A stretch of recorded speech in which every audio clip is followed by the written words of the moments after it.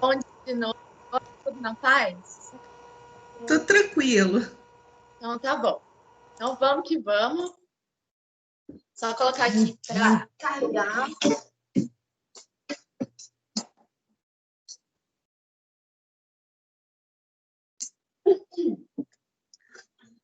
Bom, gente, peço desculpas aí pelo tempo que a gente levou tentando entrar, né? Teve gente que conseguiu acessar bem rapidamente, outros nem tanto. Então, hoje vamos tocar desse jeito a disciplina e no nosso próximo encontro a gente tenta novamente o novo sistema e assim vamos nos adequando ao novo método. Então, obrigada para o pessoal que conseguiu entrar. Peço desculpa de ter que sair de um lado e ir para o outro, né? Igual vamos de um lado para o outro, do outro para o outro. Mas, no fim, acho que a gente conseguiu finalmente se encontrar aqui. Então, isso já é um bom exemplo do tema da aula de hoje, que envolve bioética. Estávamos caminhando, né, entendendo na nossa primeira aula sobre vários conceitos, a história da biomedicina. Depois, em seguida, passamos na nossa aula anterior para os quesitos de moral e ética, e hoje a gente entra na bioética, que é a ética da vida. Então, lembra aquela nossa aula anterior que a gente falou muito sobre a ocitocina? Né? A gente entendeu um pouco da ética com um olhar hormonal, né? Com um olhar de como o nosso corpo funciona por dentro. Pois bem, né? Acho que esse exemplo que a gente teve aí de esse sufocozinho de precisar entrar, um não consegue entrar, o outro tenta entrar, vem um outro e ajuda, vem um outro dar outra dica. Então tá aí um excelente exemplo para o tema da nossa aula de hoje, que é a bioética. E, gente, quando nós falamos de ética e bioética, isso muito está associado à compaixão, né? Então, a gente viu na aula passada bastante sobre a ocitocina, que é o hormônio que nos deixa feliz quando o outro está feliz. E isso envolve também a compaixão. Olha só, né? A gente começa a filosofar, essas aulas de deontologia, de ética, bioética e moral acabam entrando um pouco na filosofia. E são debates que são legais a gente ter ao vivo, justamente porque, como a nossa moral é construída com base no que a gente vive desde o momento, possivelmente, da nossa concepção, cada um tem uma experiência que forma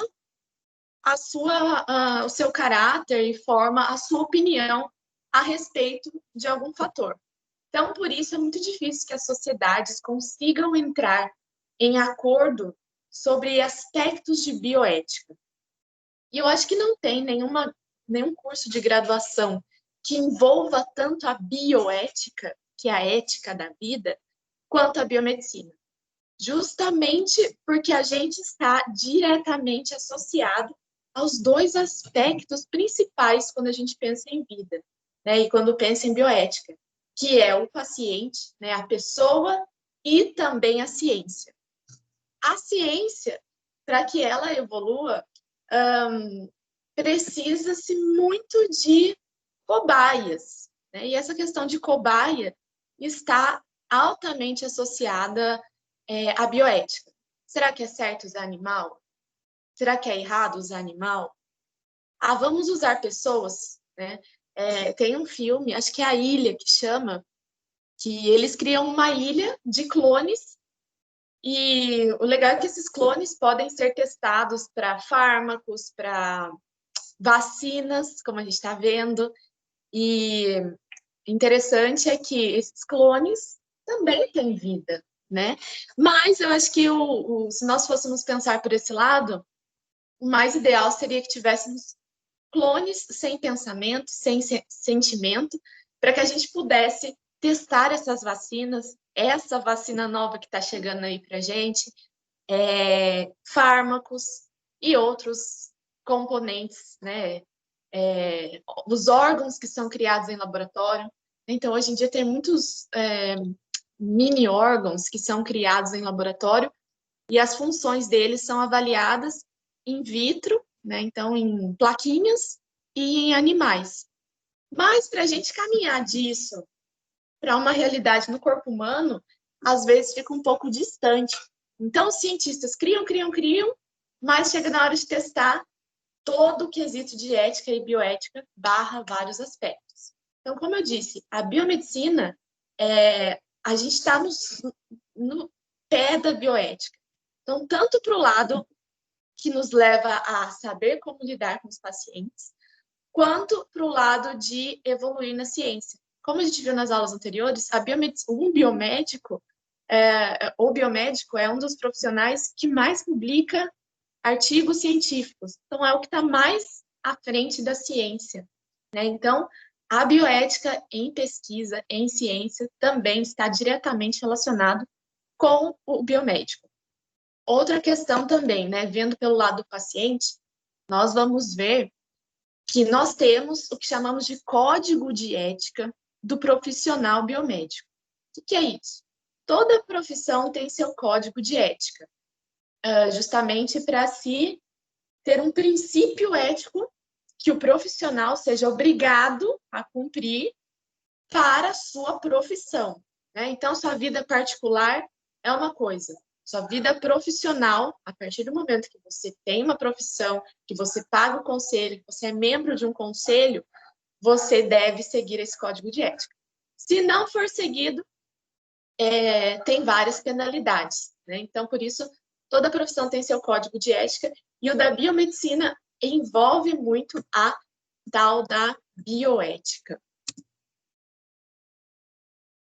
Bom, esses slides estão lá no nosso encontro 3, então o pessoal que conseguiu acessar o AVA, eu deixei lá em PDF os slides para vocês.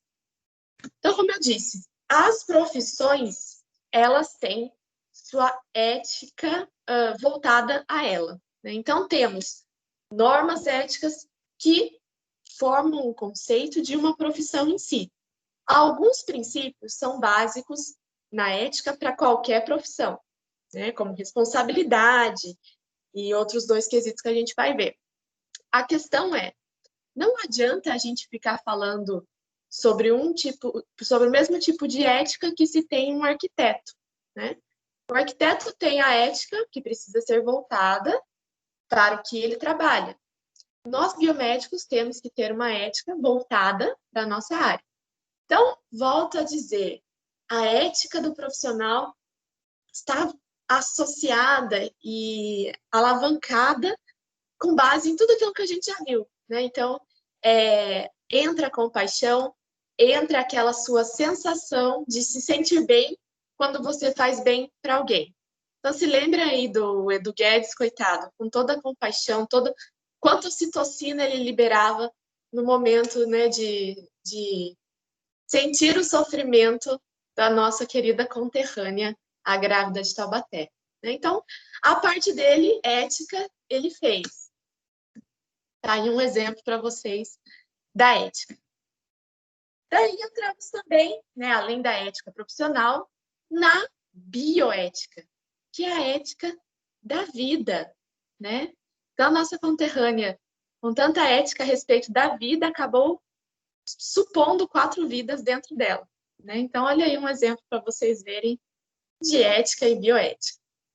Bom, a bioética, então, é a ética relacionada à vida.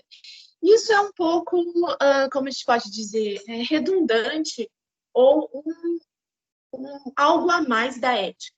Porque a ética já preza pela vida.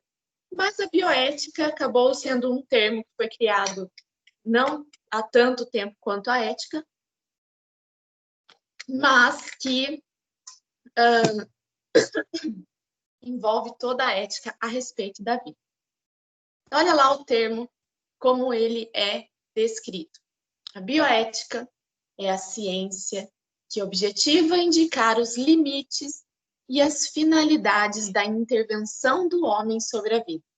Lembra que eu falei? A biomedicina totalmente associada a isso, seja a nível de paciente, seja a nível de ciência. Então, também identificar os valores de referência racionalmente proponíveis e denunciar os riscos das possíveis aplicações. Então, gente, cabe ao biomédico também, dentro do nosso código de ética, denunciar os nossos pares. O que significa isso? Dentro do código de ética da biomedicina, se tem alguém trabalhando com você não sendo ético, você tem que denunciar. Né? É seu dever denunciar. Primeiro, porque aquela pessoa pode não estar prezando pela vida. Segundo, que ela pode estar colocando em risco toda a questão profissional. Então, nós temos os conselhos, né? Então, o Conselho Federal e o Regional, que tem como um dos objetivos deles fiscalizarem a ética dos profissionais biomédicos.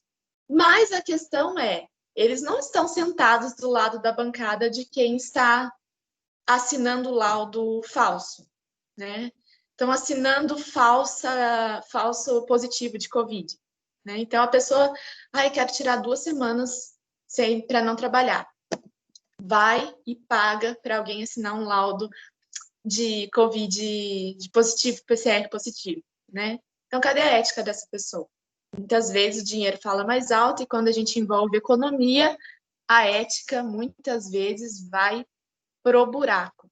Então, o profissional do conselho não está sentado do seu lado na bancada, né? E cabe a nós denunciarmos o que a gente vê de errado e de antiético no nosso trabalho.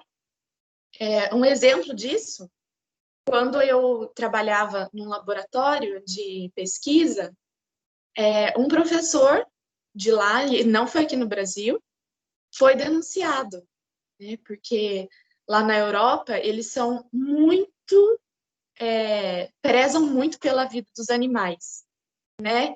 Então, esse professor foi denunciado e, nossa, acabou com a carreira dele. Foi denunciado a ponto de sair em jornal, de sair em noticiário. E, por conta disso, ele nunca mais conseguiu... Ele teve dificuldades, aliás, de conseguir novos projetos, novos financiamentos para a pesquisa dele. Né? Inclusive, ele mudou de país porque ele foi denunciado.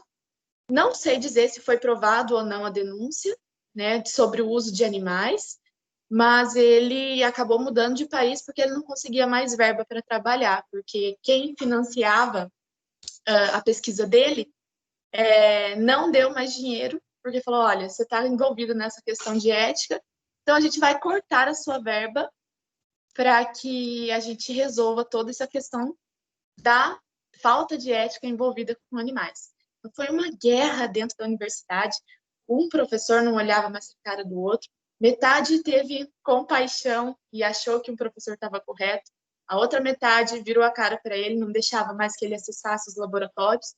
Enfim, como eu falei, a bioética do biomédico muito envolvida com o uso de cobaias, seja humanas, seja animais, além dos pacientes.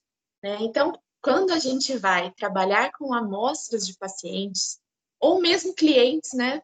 Pessoal que trabalha com estética, também trabalha direto com as pessoas, com clientes, pacientes, ou quando você vai fazer uma análise de uma amostra de um paciente, outro quesito que está no nosso código de ética e envolve a bioética é o sigilo profissional, né, gente? Então, você está vendo aquele resultado ali, você fala, nossa, essa pessoa eu conheço a vida inteira, tá aqui positivo para hepatite, né? Nossa, essa pessoa aqui, olha essa menina, nem tá casada, tá aqui, grávida, né? Engravidou, tá aqui o exame na minha mão, quem fez foi eu. Cabe à sua ética o sigilo profissional. As pessoas confiam a nós o que eles têm de mais sagrado, que é a vida, né? Seja por uma gota de sangue, seja por uma amostra de fezes. Ali está uma amostra da vida daquela pessoa. Então, gente, cabe a nós termos o bom senso de que sai dali, sai para o laudo e ponto, né? Não cabe a você dar a notícia da gravidez da sua vizinha de 16 anos que não é casada, por exemplo. Isso é problema dela, não nosso. Né? Então, fofoca e afins, né? E acontece muito de a gente pegar num laboratório resultado, analisar e liberar resultados de pessoas que a gente conhece. Vocês vão ver, a gente biomédico é pior ainda, porque qualquer lugar que você vai fazer um exame, você sabe que quem trabalha lá é conhecido seu. Então, quem vai fazer o teste vai falar, nossa, olha a Geise, ela tem esse negócio aqui, né? Porque os biomédicos que trabalham nos outros laboratórios geralmente são conhecidos. Então, cabe ao sigilo profissional. Né? Aí fazer uma análise citopatológica, sigilo, gente, o que tem ali é problema da paciente. Cabe a você apenas o diagnóstico. Muito bem. Seguindo, então, na bioética. O progresso da ciência não é um mal, mas a verdade da ciência não pode substituir a ética.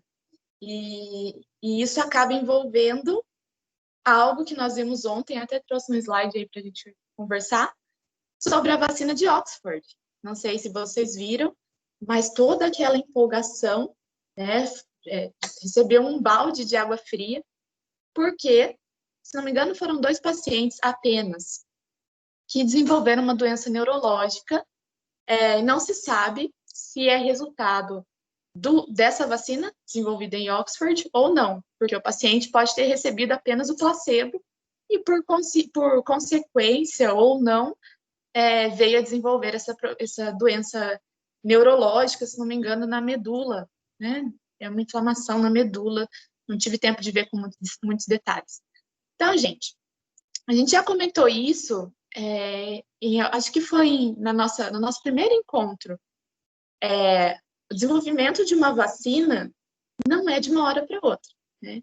Ninguém vê um fármaco sendo desenvolvido de um mês para outro. Então, fármacos, de modo geral, levam de 15 a 20 anos para serem desenvolvidos, porque precisam passar por todas aquelas etapas que a gente comentou. Primeiro é desenvolvida, depois passa para a célula, né, a célula-alvo, sua célula de interesse. Depois a gente tem que acompanhar aquilo em um organismo como um todo. E o organismo como um todo geralmente é esse ratinho bonitinho que a gente está vendo aqui, esse monumento lindo feito para ele. E, por fim, né, se tudo for bem em todos os aspectos, o que é muito difícil tudo ir bem em todos os aspectos no primeiro momento. Sempre você tem que fazer uma modificação. Muda a dose, muda um pouquinho a formulação do fármaco, para que ele possa melhor responder, seja a nível de célula, de animal, e assim poder chegar nas fases dos testes humanos, que são 3. Né? Então, essa empolgação toda, esse desespero para desenvolver uma vacina, infelizmente, tem que ser controlado. Está todo mundo esperando a vacina, sim, mas, pelo lado científico, ela não pode ser criada de uma hora para outra, porque tem que passar por todas as etapas. Né? Alguns efeitos colaterais, como esse caso que a gente viu, apareceram ontem, e outros ainda podem vir. Então, esses estudos têm que ser lentos, não adianta querer acelerar algo que a gente não consegue dar adiantar e ver como daqui um mês, 2 meses, a pessoa vai responder esse fármaco. Temos que esperar o tempo desses grupos que estão sendo cobaias, testando a vacina por nós. Né? Então, ontem saiu aí que a vacina de Oxford pararam o estudo temporariamente para ver esses efeitos colaterais que apareceram, se estão ou não associados à vacina. Bom, olha que legal esse monumento que tem lá na Rússia pelos animais que morrem no laboratório por nós. Né? Então, quando a gente pensa em bioética, a primeira coisa que vem na mente são os ratinhos de laboratório, que não têm a chance de escolher ou não estarem ali. Mas a bioética também nos leva a lembrar de exemplos como esse bom médico, entre aspas, aí, né, ao contrário. Esse médico, se bem vocês se recordam, ele era um médico muito famoso, né, que trabalhava com fertilidade, e as pacientes que tinham dificuldade de engravidar iam até ele, né, para poder fazer fertilização in vitro ou outros métodos, né, para poderem engravidar, e saíam grávidas, né? Às vezes o problema da fertilidade era do marido, mas, enfim, o médico foi condenado por 49 estupros que ele realizava durante o tratamento de fertilidade dessas mulheres, né? Então, são pessoas, volto a dizer, né, psicopatas. A gente falou na aula passada dos políticos psicopatas que não tinham compaixão, não tinham ética e provavelmente não liberavam ocitocina. Tá aí mais um exemplo, né? O problema é que esse estuprador não precisava pegar uma mulher no meio da rua, rasgar a roupa dela. Não. A mulher já chegava com as pernas, desculpe o termo, com as pernas abertas, dando a ele a esperança de vida, de poder gerar uma vida, né? E assim eram estupradas por esse louco. Então, gente, os profissionais da saúde geralmente têm um conhecimento técnico, conhecimento da área da saúde superior aos pacientes, né? Os pacientes vêm trazendo para vocês o que eles têm de mais sagrado, que é a vida. Mas nós, profissionais da saúde, não somos mais dignos do que os nossos pacientes, né? A dignidade de vida, seja deles ou seja nossa, tem o mesmo valor. A vida dele, seja ele uma pessoa da roça, seja ele uma pessoa sem estudo, seja ele um pós-doutor, seja ele o Walt Disney, a vida dele como pessoa tem o mesmo valor. Infelizmente, não é assim que a vida funciona, né? Muitas vezes a gente vai no consultório e o tratamento que a gente recebe não é de igualdade de vida, né? Mas isso vale para que a gente saiba como lidar com os nossos pacientes. Então, muitas vezes, o pessoal aí que já trabalha em hospital, né, chega um profissional da saúde e fala, manda aí aquela COVID, ou manda aí aquela artrite reumatoide, para eu dar uma olhada. Quem é artrite reumatoide? É uma pessoa que tem nome, tem família e tem vida, né? Então, buscar tratar pelo nome, entender a pessoa, ouvir a pessoa, porque o psicológico está altamente associado a tudo isso. E é importante que a gente ouça e que, se chegar nas nossas mãos, ter que dar, seja uma orientação, seja explicar um resultado, que a gente faça com carinho. Porque muitas vezes a gente marca uma consulta, né? E a gente quer entender o que a gente tem. Né? Tem muita gente simples que não adianta, que não é esse o objetivo. Mas tem outras pessoas que querem saber o que tem ali. Né? E muitos profissionais da saúde não se dão ao trabalho de explicar o que a pessoa tem, o que significa aquilo. Daí a pessoa pega o seu laudo e vai e joga no Google. O que o Google vai dar? Que com aquilo ali, daqui 3 dias você morre. Né? Logo o psicológico da pessoa já fica abalado, e devido a esse psicológico abalado, esses 3 dias pode até adiantar. Enfim, né? Tá aí exemplo de uma ética profissional. Né?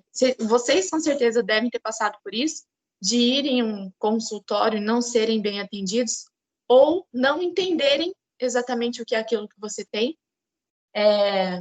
Então, não podemos agir desse jeito quando chegar a nossa vez de estar em contato com o paciente. Certo? Então, quando o profissional se considera superior em dignidade ao seu paciente, o que a gente tem é uma postura que a gente chama de paternalista. Né? Então, a pessoa quer controlar aquilo que você está sentindo ou não. Bom, a respeito desse médico, né, um exemplo de não bioética, né, não ética também, ele foi condenado pelos 49 estupros que comentamos, e o tempo de prisão que ele pegou foi de 173 anos. Mas, devido à Covid-19, por ele já ser grupo de risco, né, coitado, ele teve direito de passar esses anos da prisão na casa dele, um tempo da prisão na casa dele, porque ele era um coitado de um senhor que precisava ficar em casa por ser grupo de risco, e na prisão ele sofria um risco maior. Acredito eu que ele chegou a voltar para o presídio, no final de agosto, mas já retornou, acho que para o hospital, porque tem dinheiro, né, gente? Tem dinheiro envolvido. Bom, fundamentos da bioética. Aliás, o fundamento. Se a bioética não for bem entendida, a gente corre o risco de não enfrentar adequadamente os desafios éticos. E a ética é como a estrutura de um prédio. Esse é o exemplo que a gente encontra de descrição da ética e da bioética. A estrutura do prédio existe. Né? Quando você entra num prédio, essa estrutura foi feita. Você não vê essa estrutura, mas você confia que ela vai permitir que você ande sem que o prédio caia em cima de você. Então, é isso mesmo o princípio, o fundamento da bioética. Ela existe. Você não vê ela o tempo todo. Você vive bem com ela e toca a vida com ela. Né? Você não precisa ficar pensando nela o tempo todo para saber que ela existe. Então, gente, que fundamento é esse que a gente está falando da bioética? Que fundamento é esse que gera toda essa ética? É justamente a vida. Então, valorizar a vida é o fundamento básico da tal da bioética. Bom, qual o problema disso tudo? Embora a ética seja fundamentada na vida, devido à moral, cada pessoa tem um conceito de vida um pouco diferente. Né? Se a gente procurar no dicionário, a ética está descrita da seguinte maneira: conjunto de propriedades, atividades e funções, né? Replicação, mutação, reprodução e outras, que caracterizam e distinguem um organismo vivo de um morto. Então, enquanto o seu organismo está se replicando, né, as suas células estão se dividindo, estão passando por mitose, passando por meiose, seu organismo está em evolução, ele permite mutação, você se reproduz, né, você faz uso de energia, gasta energia, isso caracteriza o ser como vivo. Mas temos aí o vírus que não precisa disso tudo para que a vida, entre aspas, dele exista. Então pode ser que esse termo, dentro de um período breve, seja um pouco modificado, porque está aí o vírus, que teoricamente não tem vida, mas acabando com a vida, né, de mais de quase não sei se já passamos de 1 milhão de mortes, mas está aí um exemplo do que não é vivo e tira a vida, né, que é o vírus. Bom, então, vendo por esse aspecto, então, a gente consegue pensar também um pouquinho, voltando na filosofia, né, que o conceito de vida entra muito no psicológico também. Porque, às vezes, a pessoa, apesar de ter todas essas atividades e função, a pessoa perde a vida emocional. Né? E aí a gente entra um pouquinho no quesito do Setembro Amarelo. Né? A gente comentou até na semana passada, que é justamente você perder a sensação de vida. Né? Parece que tem um vazio, um oco por dentro. Isso, muitas vezes, né, quase sempre, nada mais é do que um reflexo de alterações hormonais ou de neuroreceptores, né? E o importante tem tratamento. Né? Muita gente ainda entra nesse tabu de problema psicológico, psiquiátrico é falta de religião, é falta de Deus, é falta de fé, né? E isso aí não tem nada a ver. Então, da mesma maneira que você precisa de pirona se você está com dor de cabeça, você precisa de tratamento se o seu problema é a nível cerebral. Né? Se está faltando ali hormônio, se está faltando ali neurotransmissor, você tem que estimular do mesmo jeito que você faz um tratamento para uma dor de barriga, por exemplo. Né? O problema é, o cérebro ainda é muito, muito, muito pouco entendido. Então, as doenças que estão associadas ao cérebro são menos entendidas ainda e acaba sendo interpretada como uma falta de fé, né, falta de Deus. Então, gente, não tenham medo de ir para um psicólogo, um psiquiatra, Porque a vida, embora esteja associada às nossas funções vitais, está também associada ao nosso bem-estar. E se a gente não tiver uma vida boa, toda aquela questão da nossa compaixão, da gente saber se o nosso próximo está bem, acaba não nos influenciando. Eu lembro que exemplo da ocitocina, né? Volta a falar do cérebro. Se você vê outra pessoa bem, você libera hormônios que te deixam bem também. Mas, se seu corpo não está produzindo esses hormônios, você precisa de um tratamento. Né? Do mesmo jeito, se você precisa de... se você precisa fazer um tratamento com testosterona, ou o uso de um anticoncepcional, que também é hormonal, a mesma coisa acontece a nível cerebral. Tá? Então, se você não está bem, ainda mais com essa pandemia, 72%, eu vi dos professores, também dos profissionais da saúde, todo mundo com o cérebro abalado. Esse cérebro abalado pode ser resultado tanto da situação da vida na pandemia, como também da presença do vírus.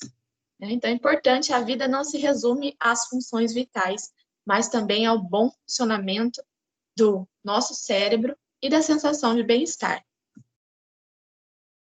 Bom, a bioética do ponto humano, né? Alguns conceitos que são básicos. Cada pessoa é única. Então, a gente somos todos diferentes, temos anseios, características, necessidades, e tudo isso deve ser respeitado. Então, pode chegar para você, vai fazer uma coleta sanguínea. Pode chegar para você uma criança que dá o braço, fala assim, tia, pode tirar aqui tudo, né? E é uma gracinha. Pode chegar um cara de 2 metros de altura, saudável, forte, jogador de basquete, que vê a agulha ali e desmaia, né? E desmaia, e pode até ter convulsão, e fica nervoso, e chora na sua frente. Então, gente, cada pessoa é única. E a gente tem que respeitar essa individualidade das pessoas. Pessoas não são números. Então, isso a gente escuta muitas vezes no hospital, traz artrite reumatoide. Poxa, é uma senhorinha que já tem 70 anos, quanto ela já viveu para ser chamada de artrite reumatoide? Fala sério, né? A pessoa é provida de dignidade. Então, temos valor pelos simples fatos de sermos pessoas. Isso vale também para os animais e outros seres vivos. Então, temos dignidade.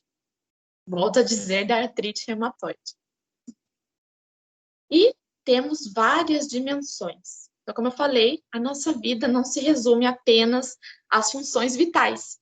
Então, a gente tem as nossas funções biológicas, psicológicas, econômicas, sociais, morais e espirituais, além de outras. Isso tudo compõe a nossa moral. E o importante é que, quando você vai lidar com o seu público, seja seu paciente, seja o seu colega de trabalho, seja o seu superior, saiba que ele tem as dimensões dele, que é o que compõe a moral dele. Né? Então, é importante que a gente leve isso muito em consideração antes de julgarmos as pessoas. Bom, a ética, bioética, perdão, tem seus princípios. E isso está muito acarretado à biomedicina. Beneficência e não maleficência. Fazer o bem e evitar o mal. Um outro exemplo que a gente vê é que, meu Deus do céu, de bioética, né, ou da falta dela, foto de paciente no hospital. Então, o paciente fez uma cirurgia, tá lá aberto, e chega para você uma foto. Olha só esse paciente que está aqui comigo, olha só o que ele tem. Olha só esse cara aqui, tá com uma mamadeira enfiada no ânus. Gente, cadê a ética? Seja enfermeiro, seja biomédico, seja médico. Com o celular dentro do centro cirúrgico, com a pessoa ali, com o corpo aberto. Isso deveria ser denunciado. E a pessoa deveria perder a sua habilitação, né? Porque a pessoa confia a você a vida, né? Para ela chegar com uma mamadeira enfiada em algum lugar do organismo dela, até você, ela está confiando a você que você tem a capacidade de ajudá-la naquele momento. Então, tirar uma foto e mandar para um grupo do WhatsApp é a maior prova de falta de bioética que a gente pode viver, né? Então, lá, beneficência e não maleficência. Fazer o bem e evitar o mal. A autonomia também é importante, que é a capacidade de autodeterminação.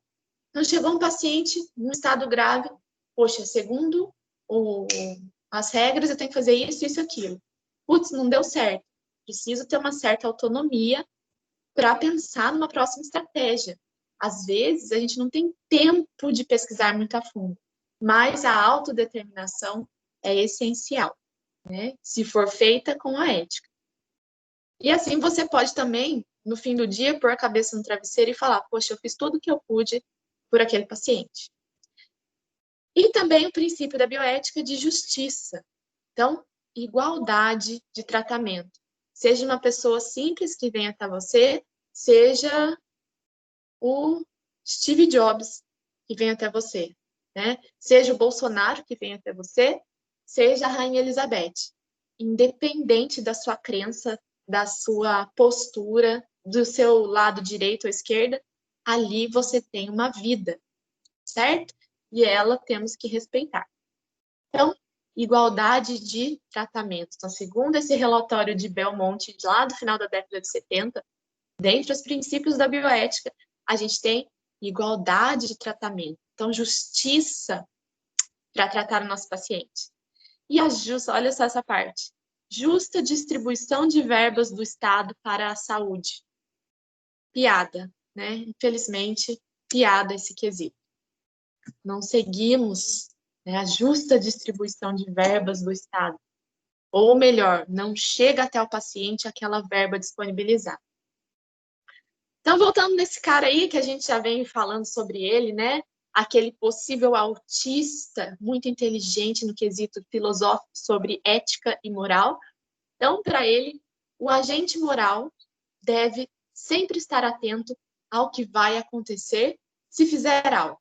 Então, sempre pensar na consequência resultante de uma ação que você vai fazer. Então, aqui, deixei para vocês, está lá no alvo esse slide, são esses princípios que a gente estava comentando que compõem a bioética, né? Então, não maleficência, não fazer mal, a beneficência. Olha um exemplo. Se a gente for utilizar uma cobaia, a gente tem que visar o benefício que isso pode causar. Será que é necessário eu matar 50 camundongos para fazer um teste, né, às vezes, desnecessário? Né? Muitas vezes, infelizmente, desnecessário. São, no mundo, 100 milhões de animais em experimento por ano, né? 100 milhões de seres vivos, de animais, sendo testados para N fatores. Então, se o fármaco, se já nas etapas iniciais, análise na célula, não deu certo, não adianta você partir para um animal, né? Não adianta você utilizar de um grupo de animais, já que você já provou que a nível básico aquele fármaco não funciona. Ai, mas eu quero comercializar, porque esse fármaco, se for para as estantes da farmácia, eu vou ganhar uma grana. Gente, bioética não permite isso, né? Desde o nível da cobaia animal até a comercialização desse produto, que inicialmente você já viu que não dá certo. O que mais temos? Princípio da justiça, né? Então, autoridade e autonomia para saber como lidar com o seu paciente segundo os princípios éticos. Daí, nessa questão da autonomia, entra também a questão da autonomia da vida do paciente. E quando a gente pensa nisso, a gente acaba entrando nas questões sobre eutanásia, né? Então, paciente em estado terminal, com uma doença que não tem cura, ele tem autonomia para definir se a vida dele vai ser terminada ou não? Então, aqui no Brasil, a eutanásia é crime, mas, infelizmente, não deixa de ser uma alternativa da autonomia do paciente sobre a vida dele, né? Então, a ética e a bioética são pesos na balança. Vem a moral junto da ética, sobre vários conceitos que envolvem a vida. Então, olha lá, desafios que a ética e a bioética convivem. Humanização, então tratar com humanidade, tratar com humanização o seu paciente, tratá-lo como pessoa e não como doença. E às vezes, eu tenho meus cachorrinhos aqui e eu vejo como o veterinário deles os trata. Eu já falei até para a veterinária, falei, nossa, eu queria que você fosse minha médica, porque ela explica com tanto detalhe cada caso, cada quesito dos cachorrinhos, que, nossa, é tanto carinho. E essa veterinária, ela discute artigo científico. Vocês já foram em algum médico que discutiu artigo científico com vocês? Né? Você está com problema com diabetes. Já foi em algum médico que discute artigos a respeito disso? Para falar, olha, a ciência está evoluindo nesse quesito. Quem sabe esse novo tratamento vai ter sucesso. Isso te anima, né? Você vê que a pessoa está atualizada. Eu, raras vezes, fui em médico que discutisse artigo científico. Já a veterinária está super atualizada. O esclarecimento, como eu falei, explicar para o paciente o que é que ele tem. Privacidade e sigilo, isso aí envolve nós, biomédicos, que fazemos os exames das pessoas que a gente conhece e a gente tem acesso ao resultado, mas, ó, bico calado. E a postura profissional, obviamente. Bom, então, sobre o sigilo profissional, né, o que significa esse termo? Qualquer fonte a ele, né, acreditada ao profissional, tanto na pesquisa científica quanto na divulgação de informações, seja sobre o paciente, seja sobre a empresa que você trabalha. Certo? Isso é muito difícil, porque coça a língua para você virar para quem mora com você e falar, nossa, sabe a fulana? Gente, vocês não têm noção o que tem nas fezes daquela pessoa. Então, bico calado, não cabe a nós divulgar isso a ninguém. Se ela quiser, ela que divulgue nas redes sociais o resultado do exame parasitológico de fezes. Isso não cabe a nós. Olha outro exemplo aí.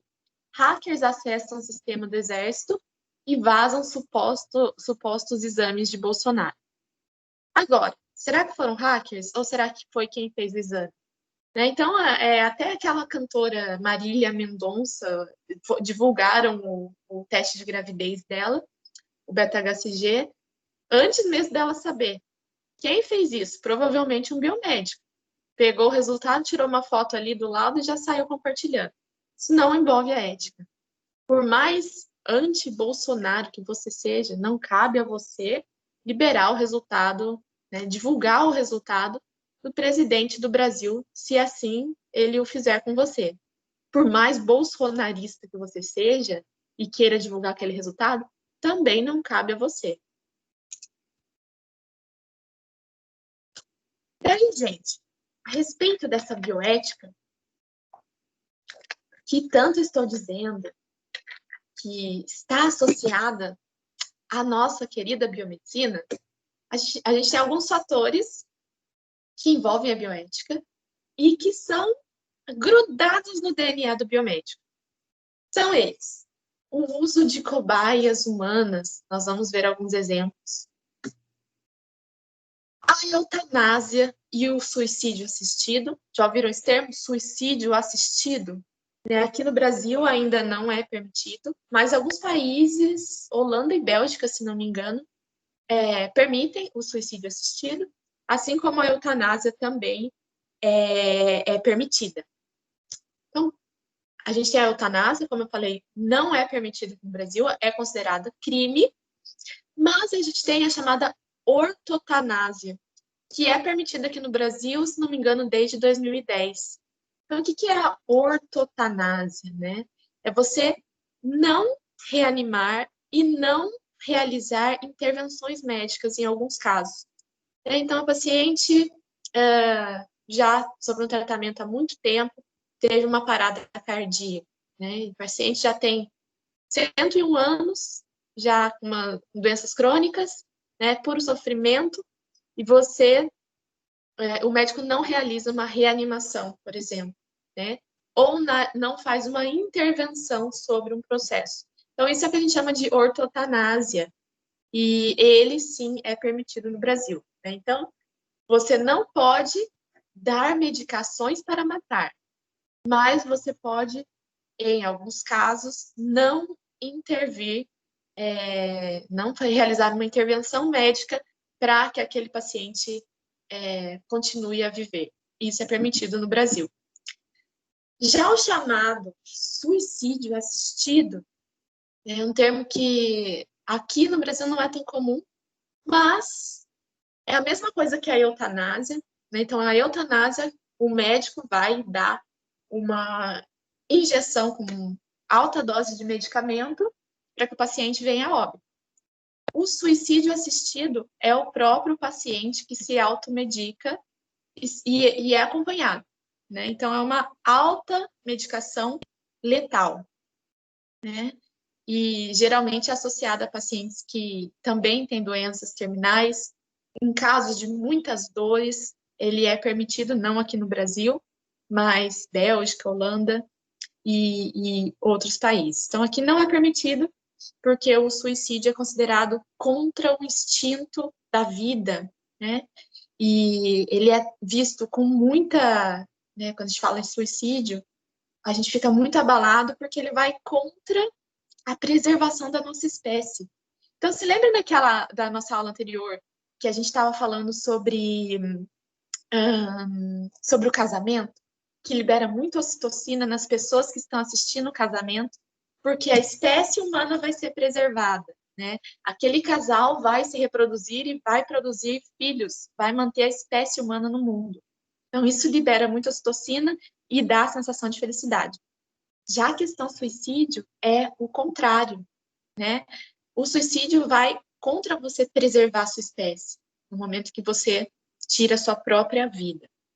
Por isso é considerado um tabu, né? E o suicídio assistido em doenças como, por exemplo, Alzheimer, é permitido em alguns países, né? Mas é um momento acredito eu, muito pesado, né? Porque é a própria pessoa que tem que se medicar e tem que se automedicar com doses letais. Por outro lado, isso é feito, né, não suicídio, mas a eutanásia, o tempo inteiro com os camundongos e com animais de laboratório. Então, até que ponto isso é ético e até que ponto não é, não é verdade? Daí, ainda considerando o que é vida, a gente entra em outro tema da bioética, que é de alta complexidade, que é o aborto. Né? Então, cada pessoa tem os seus conceitos do que é vida e do que não é. Não cabe a mim explicar, mudar a cabeça de vocês sobre quesitos éticos e bioéticos, porque isso também é composto devido à moral, então, as situações que cada um viveu desde o início da vida. Mas, para vocês terem uma noção, um embriãozinho de 3 semanas, ou seja, a mulher ainda nem sabe que está grávida, e aquele embrião já tem um coração batendo, já tem sistema nervoso, já tem sistema digestório, já tem sistema circulatório, com 3 semanas de vida. Então, gente, em relação à gestação, a mulher, depois da concepção, ela nada mais é do que uma hospedeira daquele bebezinho, né? Ele precisa de nutrientes da mãe, mas a vida ali dentro da placentinha, é dele, né? Quem se desenvolve é ele. Isso é opinião minha, com base nos meus conceitos éticos e morais, né? Não posso, e nem estou aqui para mudar a cabeça de ninguém. Mas com 3 semanas, a mulher nem sabe que está grávida e ali dentro o coração já está batendo e já tem sistema nervoso. Com 5 semanas, que é assim que a mulher geralmente descobre, né? Que não desce a menstruação dela e ela descobre que está grávida, aquele bebezinho já tem braço, já tem perna, contração muscular, além desses outros fatores que eu comentei. Se a gente pensar na embriologia, né, então nas aulas de embriologia, a partir do momento da concepção, aquela célula fecundada, ela já quer sobreviver, né? Então, a estratégia daquele bolinho de célula descendo pelas trompas, né, pela tuba uterina, e o jeito com que ela caminha, entre aspas, e se adere à parede do útero, mesmo que seja uma bolinha de células apenas, é impossível não considerar aquilo como vida, porque é uma inteligência muito grande. O processo pelo qual essa bolinha de células caminha e o processo que ela faz para soltar de uma... Pensem como uma casquinha de ovo, né? Essa casquinha de ovo se desadere dessa bolinha de célula e essa bolinha de célula gruda na parede do útero e a partir dali as mulheres são como hospedeiras desse serzinho que tem sua própria vida, né? Isso envolve, então, questões da bioética como o aborto. Bom, temos também, dentre esses temas de alta complexidade, o uso de células-tronco. Por quê?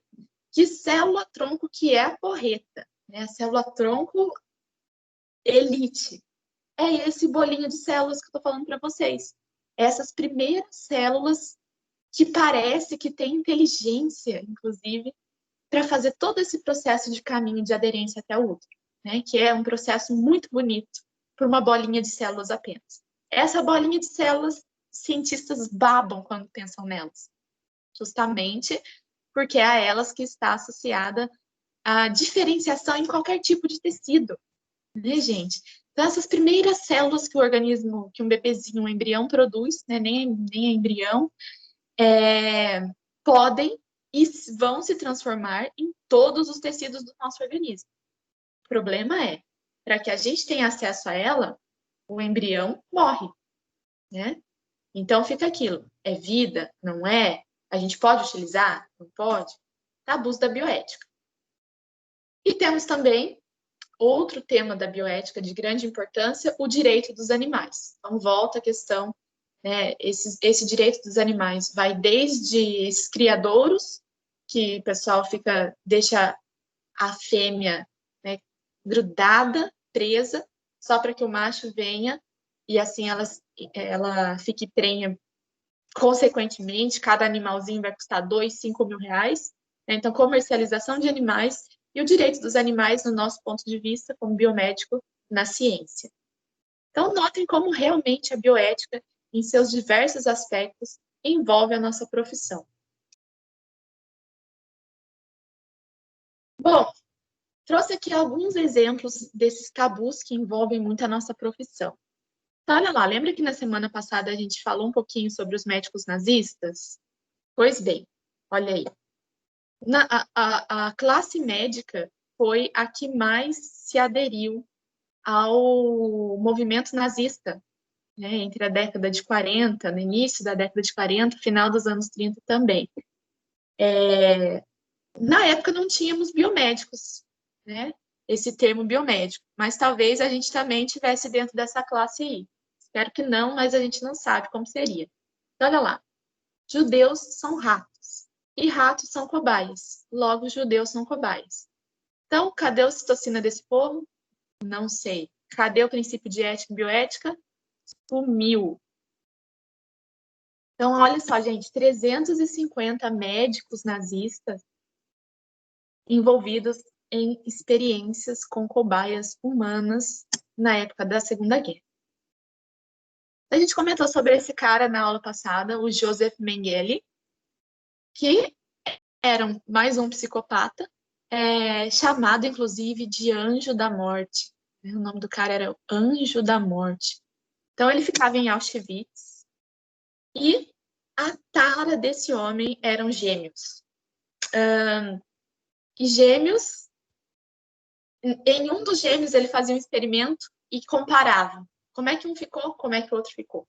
Então, tem lugar que diz que ele chegou a testar mais de 1.500 gêmeos, e tem lugar que diz que foram mais de 3.000. Né? Então, qualquer par de gêmeos que chegava para ele ficava em êxtase. E ele tratava muito bem as crianças gêmeas. As crianças gostavam muito dele, e ele fazia vários experimentos, atrocidades com essas crianças. Não só com os gêmeos, mas também outras experimentações, né, que via desde abrir o crânio, cutucar para ver o que acontecia ali, até transplante de órgãos sem anestesia. Então, olha aqui, gente, nós estamos falando de menos de 100 anos, cerca de 80 anos atrás. Olha só, transplante de mamas, transplante de órgãos sem anestesia, para ver o que acontecia. Injeção de tinta, ele adorava estudar os olhos também. Então, outra tara que ele tinha era por pessoas que, assim como gato, cachorro, tinham olhos de cores diferentes. Essas pessoas brilhavam os olhos dele, né? E ele fazia vários experimentos, inclusive remover os olhos dessas pessoas para estudar. Anões, anomalias físicas, ele também ficava louco. Então, ele era um louco que fazia experimentos em humanos e tinha acesso muito fácil a humanos, porque em Auschwitz era dele praticamente a questão médica. Ele foi condecorado e era a ele que pertencia, entre aspas, os pacientes. Então, olha só o olhinho aqui do menininho, né? Ele fazia injeção de tintas nos olhos para ver se os olhos mudavam de cor. Tem várias fotos sobre esses experimentos que ele fazia nos olhos das crianças. Então, quanto aos gêmeos, o que ele fazia? Tirava um dos membros e via como aquele gêmeo respondia e se o outro gêmeo sentia alguma coisa a respeito disso também. Então, dizem que os gêmeos compartilham mais do que só o DNA idêntico, né? No caso dos gêmeos idênticos. E é muito legal, dizem que vários estudos mostram questão de sensação, sentimentos e emoções que os gêmeos compartilham, mesmo que distantes. Então, esse maluco aí fazia experimentos em um gêmeo e via como o outro respondia, né? O que mais que ele fazia? Pegava dois gêmeos, abria as costas dos gêmeos e costurava para criar gêmeos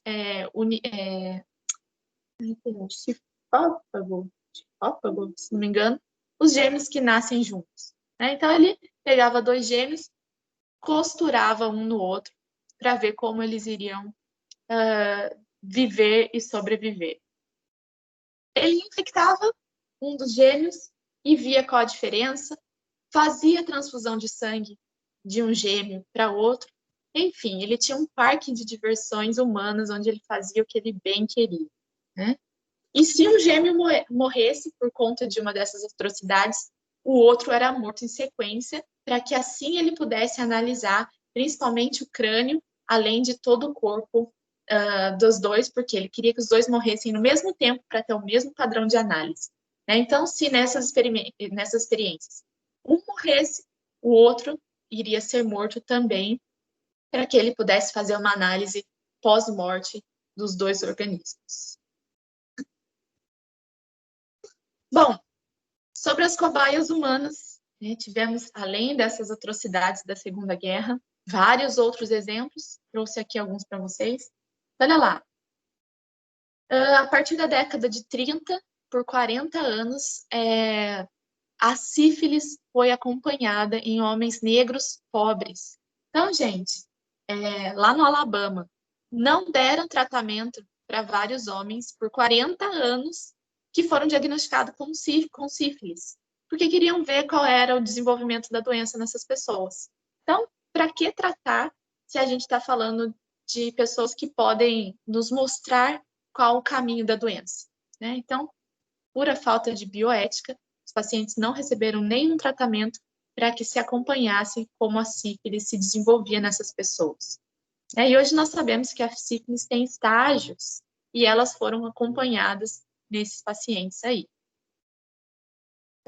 Na década de 40, médicos norte-americanos infectaram pacientes com infecções sexualmente transmissíveis para ver como eles respondiam, né? Então, sem eles saberem,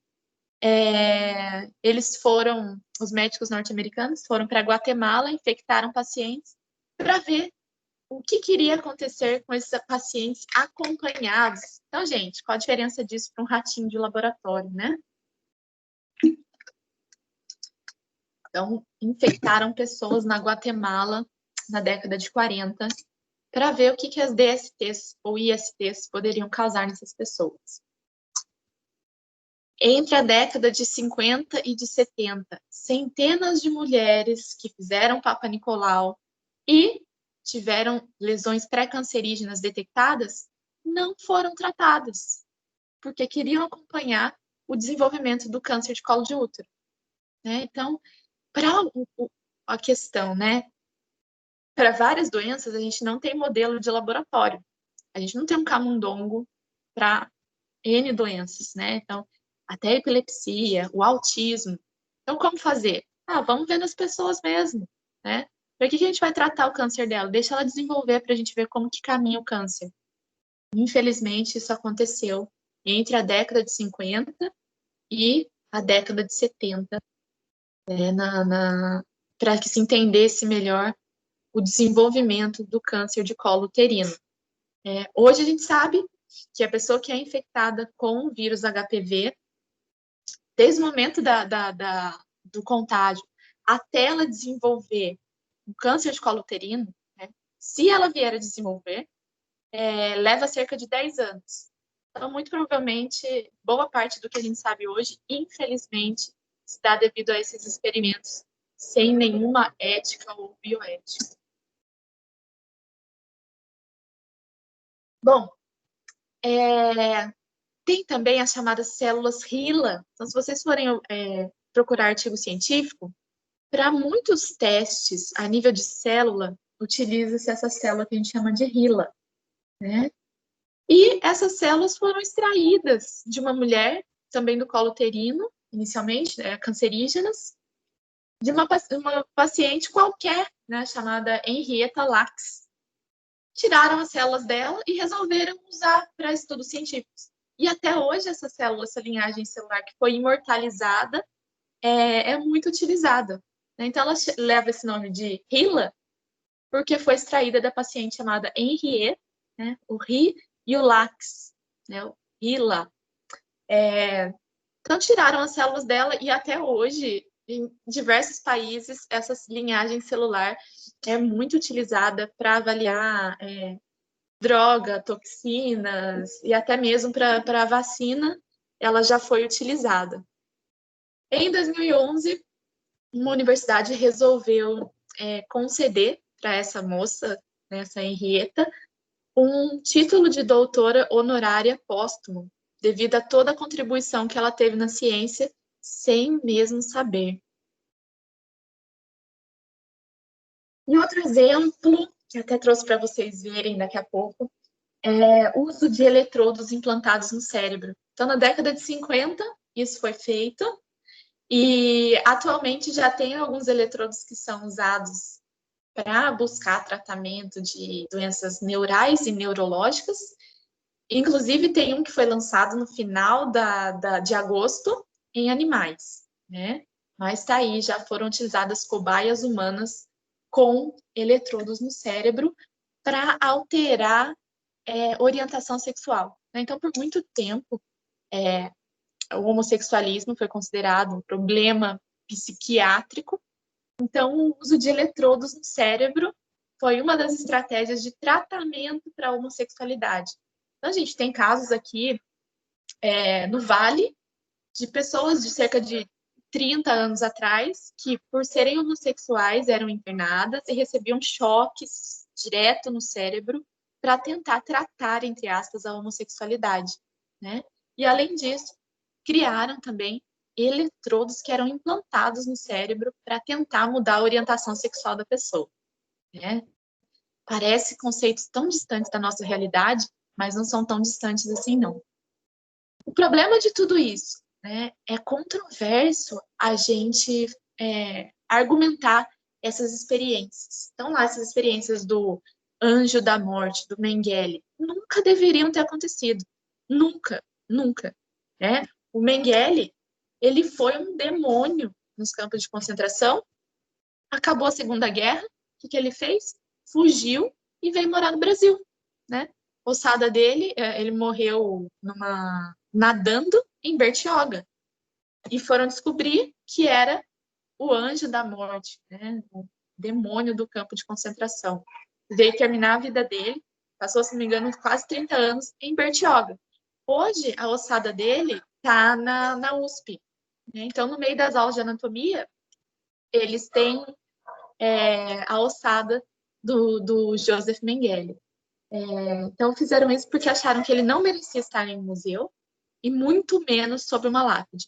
Então, como ele queria usar os seres humanos para a ciência, hoje é o corpo dele que está num laboratório de anatomia